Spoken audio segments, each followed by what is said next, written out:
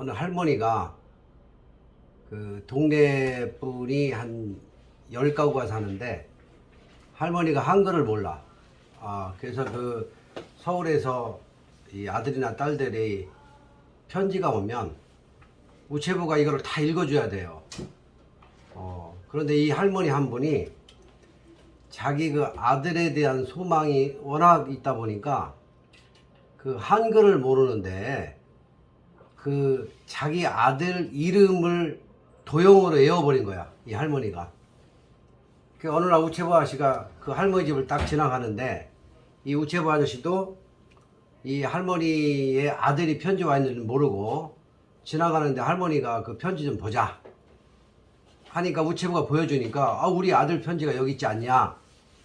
우체부가 깜짝 놀란 거예요. 자기가 알기로는 이 할머니가 그 한글을 모르는데 정확하게 아들이 보낸 편지를 할머니가 뽑아낸 거예요. 그 이후에 이제 우체부 아저씨가 돌아다니면서 저쪽 할머니는 한글을 하는 분이다. 이렇게 얘기하고 나니까 모든 동네 어르신들이 편지만 오면 이 할머니한테 가서 읽어달라고 하는 거예요. 사실은 이 할머니는 한글을 몰라. 한글을 모르고 자기 아들이 보내준 그 글씨체를, 그 도형을 외운 거예요. 그러다 보니까 동네 어른들이 편지를 읽어달라고 그러니까 이후에 안 되겠다 해가지고 한글을 깨우쳐가지고 나중에는 이 동네에 그 연세 많으신 분이 어머니 회장까지 한 이야기가 있는데 저희 어머니가 그랬어요. 저는 그 리더십이라는 게 먼저 자기가 보여줘야 되지 않겠나.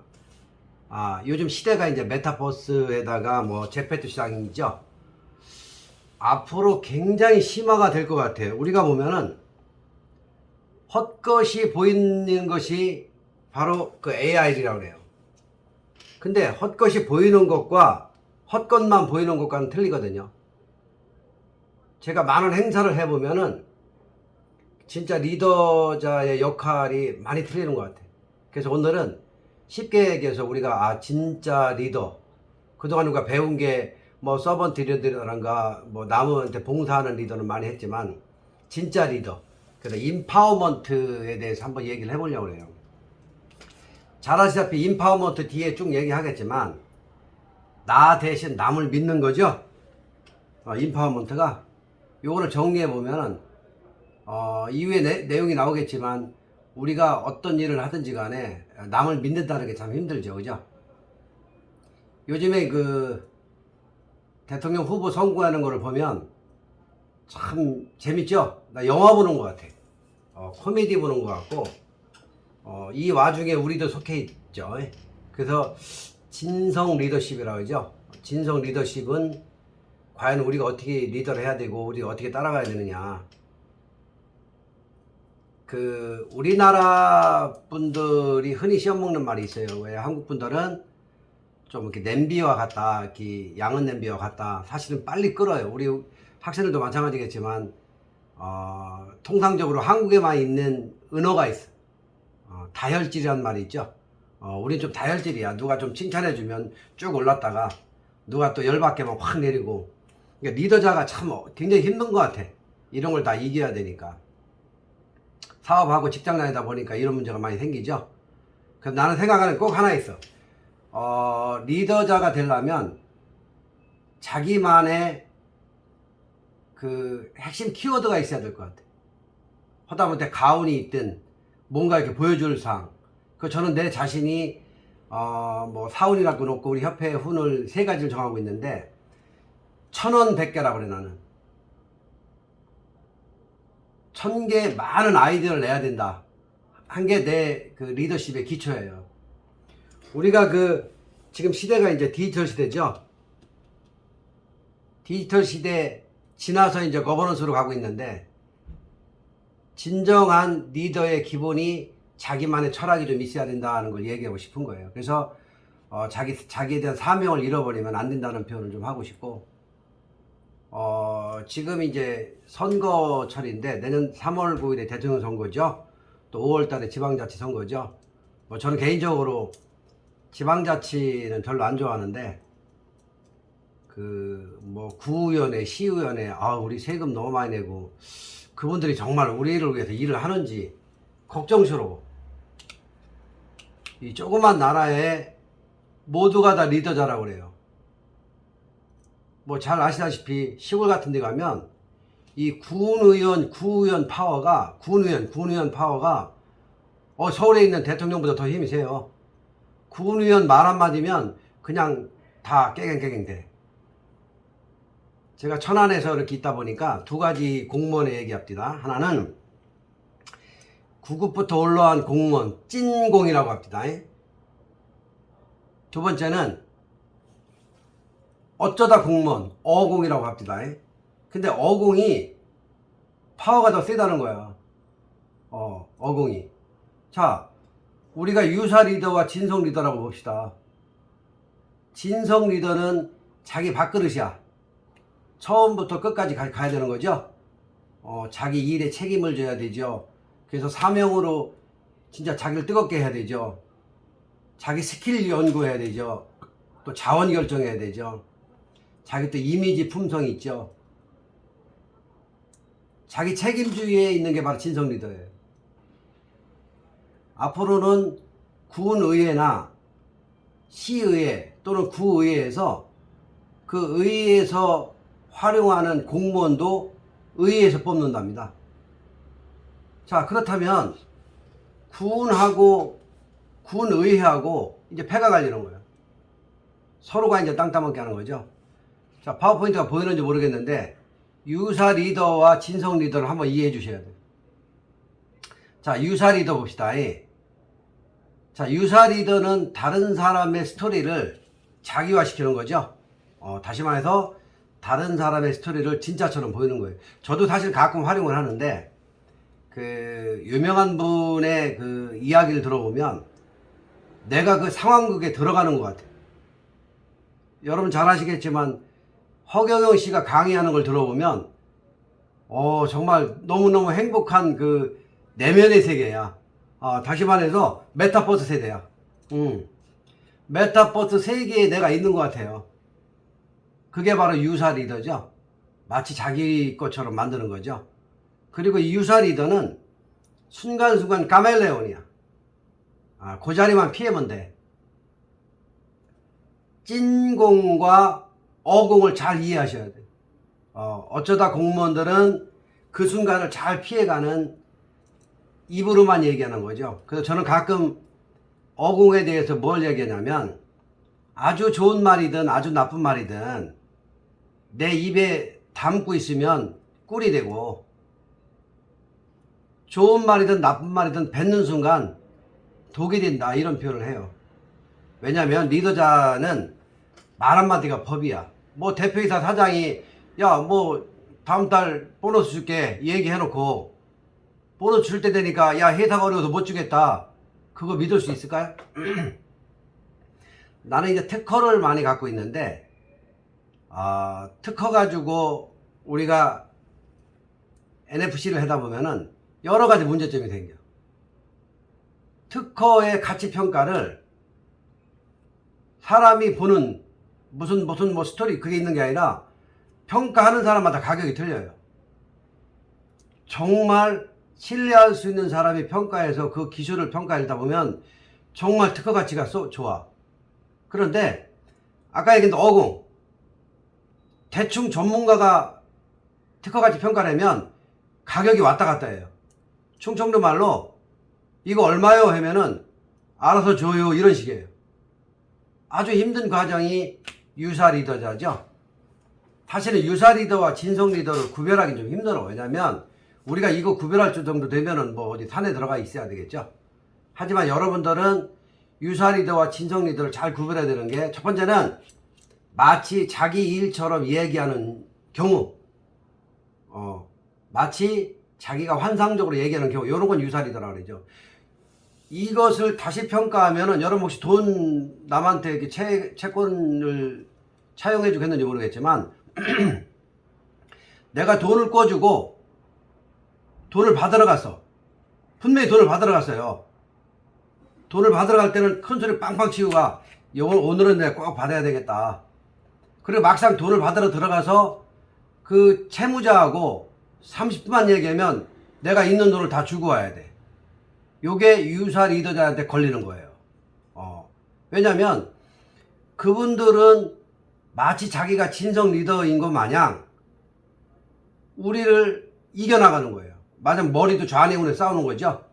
좌뇌우이 싸우듯이 이렇게 해버리니까 여러분들 요 구별을 좀 잘 해주시면 좋겠고, 자, 그 다음에 우리가 리더자라고 하는데 뭐 저는 개인적으로 뭐 사장님도 있고 교수님도 있고 작든 크든 다 리더자라고 해요. 우리가 살아가는 게 리더야. 내가 집에 가서 우리 가족을 끄는 것도 리더고, 또 내가 회사에서 직원을 끄는 것도 리더고. 리더에서 가장 덕목적인 게 하나 나오는 게 뭐냐면, 내가 사원일 때는 위에 있는 상사가 불만이야. 아주 뭐 가리키는 것도 시원찮고 뭐 상사가 하는 게 좀 그렇고. 근데 중간 관리자가 되면 내 밑에 있는 직원이 그렇게 답답해. 우리가 올라가면 올라갈수록 성취를 통해 자기 존재 가치를 키우는 거죠. 그런데 이 리더자가 자기 성취를 위해 하다 보면 굉장히 불안한 것도 많이 나오죠. 다시 말해서 지의 중독이 나와. 내가 올라가면서 밑으로 이제 갈구는 거죠. 비대칭성을 이용하게 돼서, 물론 우리는 전부 다 엔지니어이기 때문에 뭐 회계나 관리 경리는 안 하는데, 특히 엔지니어 같은 경우는 이제 뭐 기술적인 문제가 있기 때문에 한 번쯤은 한번 그 다른 사람과 트레이닝을 해봐야 돼요. 그래서 저희는 뭐 이렇게 도덕적 해이라든가 금전이 왔다 갔다 하는 건 아니기 때문에 관계는 없지만, 언젠가는 여러분들도 뭐 큰 희망이 있으니까, 저는 앞으로 3년 내에 100억을 벌려고 그래.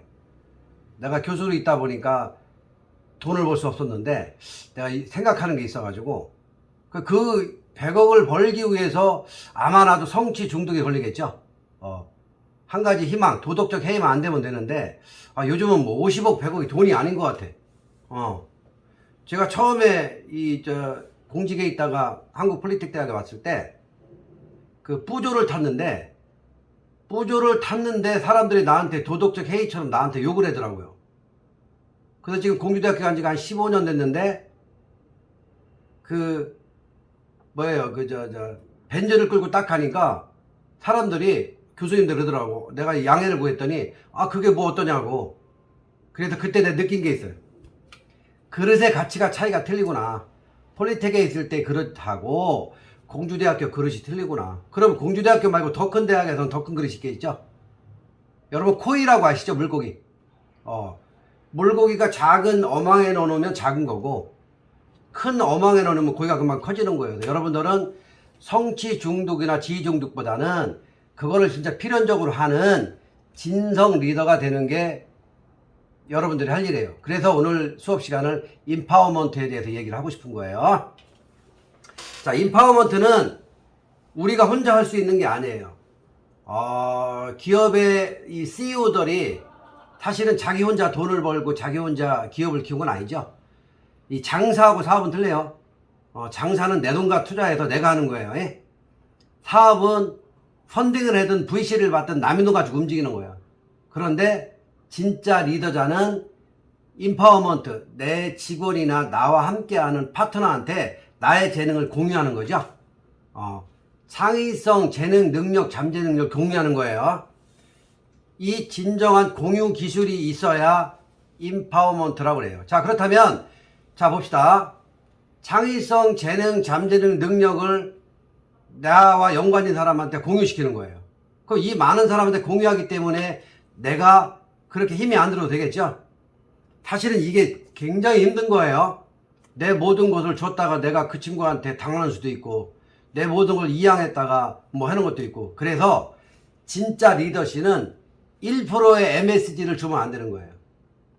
나중에 기회가 되면 특허를 한 번씩 할 수 있겠지만, 특허 출원에서 조성물 특허라는 게 있어요. 조성물 특허는 우리가 예를 들어서 내가 미원을 만든다.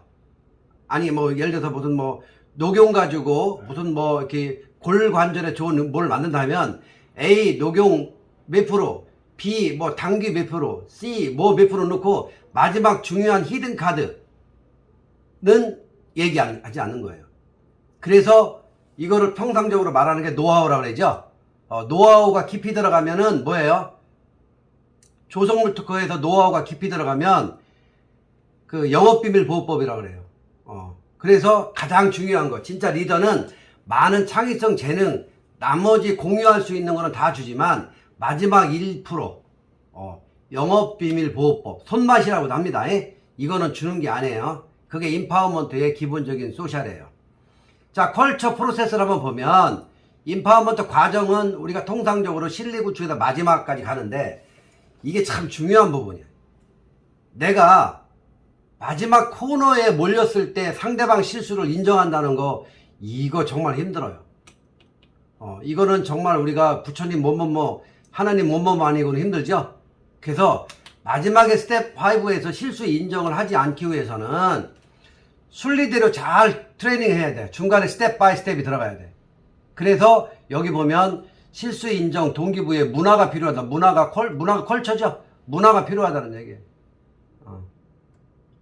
어떠한 일을 할 때 내가 던져놓고 관리 감독이 안 할 경우에는 사고가 났을 경우에 모든 책임을 본인이 져야 되는데, 내가 어떠한 일을 주고 스텝 바이 스텝 확인한다면은 절대로 문제가 안 생긴다. 바로 인파워먼트 과정이에요. 실리 구축해서 밀줬어. 상대방이 자기 개발하게 해줬어. 비전 및 목표 제시하게 해줬어. 성과 측정 해줘야 돼요. 요즘에는 작은 회사도 우리가 연간하는 걸 주죠.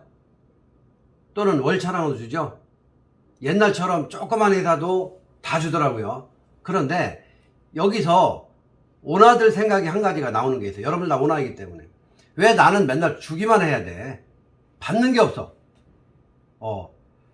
다시 말해서 다 가르쳐 놓으면 그 사람은 떠나. 특히 요즘 같은 경우는 뭐예요?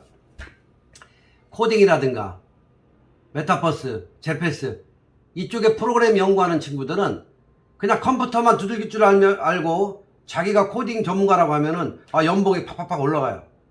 저는 이제 과거에 강의를 할 때 일생에 3번의 기회가 온다고 강의해요. 1번, 2번, 3번. 그래서 3파워라고 하는데 이 3번의 기회를 요즘에는 너무 빨리 넘어가는 것 같아요.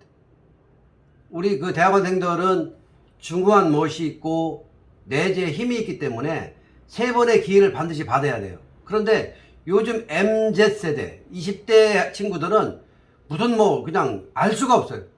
그 알 수가 없는 친구들한테 우리가 모든 거를 인파워먼트를 줄 수는 없어요.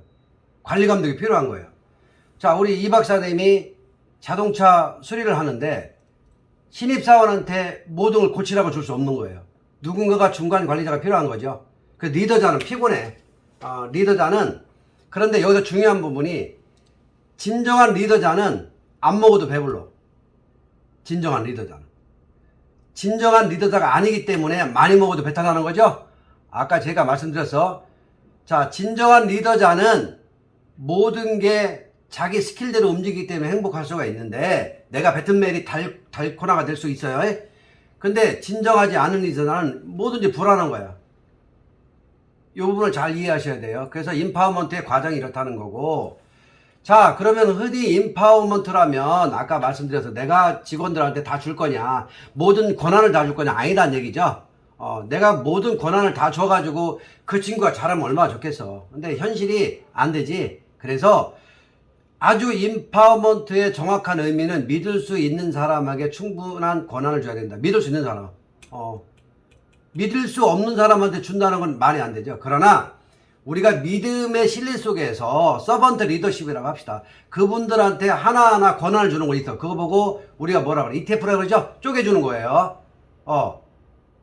쪼개주는 거. 내가 한 친구한테 모든 권한을 주는 게 아니라 쪼개주는 거예요. 요즘에 음원 사업도 다 ETF 쪼개고 무슨 기술도 쪼개고 무슨 코인도 다 쪼개죠. 그러니까 쪼개주는 거예요. 쪼개서 최종적으로 관리할 수 있는 사람이 필요한 거죠. 그래서 리더자는 부하 직원의 신뢰성 정확히 좀 파악해야 된다. 요 파악하는 거는 지금 우리가 중간관리자이기 때문에 내 밑에 있는 직원을 파악하는 게 굉장히 중요하다는 얘기예요. 파악하지 않고 던질 수는 없는 거죠. 물론 이제 우리가 금융사업 같은 거 할 때는 모르고도 막 하는데 이런 부분은 뭐 여러분들이 이해를 다 해야 될 것 같고요. 자, 그 다음에 이제 인파워먼트 유형이 있어. 여러분들은 아마 그 여기 내부 지향형이냐, 외부 지향형이냐, 또는 유연성이 있고 통제 지향이 있는데, 스스로 생각해 봐야 돼요. 관계형 리더자인지, 혁신형 리더자인지, 성과형 리더자인지, 관리형 리더자인지, 아마 4개 다 될 거예요. 조금씩은 다 들어갈 거예요. 왜냐면 그동안에 연륜과 경륜이 있기 때문에 다 될 것 같아요. 자, 그래서 여기서 여러분들이 인간관계가 어떤지, 개방책이 어떤지, 합리적 목표가 뭐였는지, 내부 과정이 뭐였는지 한 번쯤은 알고 넘어가야 될 것 같아요. 요거를 또 본따 가지고, 자, 스킬, 여러분들 파워먼트가 어떤지, 자, 마음으로 리드하는 사람인지, 아니면 뭐 그 사람의 뭘 보는 건지, 저는 이 전체적인 인파워먼트의 전체적인 게 스스로 본인부터 한번 리더자라고 생각해 봐야 돼. 우리가 열쇠 꾸러미도 이 구멍이 잘 맞아야 되죠. 열쇠라는 이름은 많아. 자, 열쇠라는 이름이 많다는 건 동기부여가 된다는 얘기예요. 그런데 그 열쇠가 맞아야 된다는 얘기예요. 스킬, 파워먼트 들어가야 된다는 얘기죠. 그래서 관리자의 역할과 책임이 굉장히 중요하다는 얘기예요. 관리자가 있음으로써 그게 다 이루어질 수 있다는 거예요. 우리가 모든, 예를 들어서 아까 얘기했듯이 조직은 다 있을 수가 있어요. 작든 크든. 그 조직에서 단 한 사람이라도 문제가 생겼을 때 리더자가 그걸 핸들링하게 되면 그 조직이 깨져. 그 중간 관리자가 얼마만큼 상황극을 이겨내는 것이냐, 중간 관리자가 얼마만큼 그걸 해결하느냐에 따라서 그 리더자의 그 회사 역할이 있는 거죠. 자, 그렇다면 인파워먼트 문제점도 있어. 왜 문제점이 있냐면 개인이나 관리나 대인이나 조직이나 여기 문제 상당히 많은 게 여러분들 스스로가 상대방을 믿고 리더들한테 다 넘겨준다고 한번 생각해봐요. 글쎄 아마 힘들 것 같아. 근데 이 조직은 돼요. 조직은 되는 게, 자, 우리 김태경 씨 같은처럼 대기업은 돼. 왜 되냐면 내가 프로그램을 컨텐츠를 안 만들었어도 자동으로 움직여져. 다시 말해서 우리 김태경 씨가 없어도 회사 안 돌아가. 그죠? 김태경 씨. 그런데 우리 이 박사 같은 경우는 안 돼. 본인이 없으면 회사가 안 돌아가. 그죠? 자, 요거를 잘 판단하셔야 돼. 그래서 인파워먼트 문제점이 내가 어떤 리더자냐, 내가 파워풀한 리더자냐, 아니면은 미드풀한 리더자냐, 이걸 잘 생각해야 된다고. 그래서 자기 스스로가 리더자로서 어떤 역할을 해야 될지, 진성 리더와 진성 리더 아닌 거, 아까 여기 얘기해서 유사 리더와 진성 리더를 잘 생각을 해야 되는 거예요. 자, 그렇다면 파워를 지닌 사람과 파워를 지니지 않은 사람을 볼게요. 자, 아까 얘기했어. 방금 얘기한 거예요. 파워를 지닌 사람은 내가 파워를 갖고 있지만 나에 대한 그 마인드 스토리 불안한 거예요. 기업인으로 봤을 때 내가 잘못 이야기해 버리든가 잘못 리더했을 때는 나에 대한 목숨이 왔다 갔다 하는 거죠. 자, 그런데 파워를 받는 사람, 내가 만약에 믿고서 맡겼어. 너 이것 좀 해결해봐. 근데 그 친구는 책임에 두려움이 있는 거예요. 다시 말해서 땡쇼 하고 싶은 거죠. 그런데 용기 있는 사람은 있어. 무시상책이라고 정말 할 줄 모르는데 내가 다 할 수 있겠다는 사람이 있어요.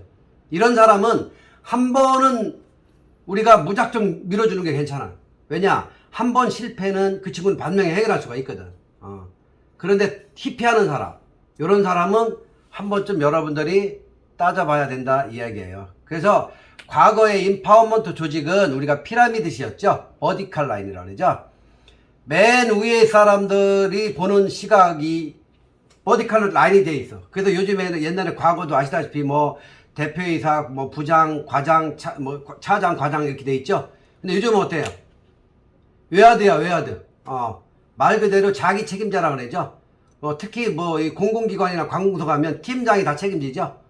팀장에서 바로 전결이야.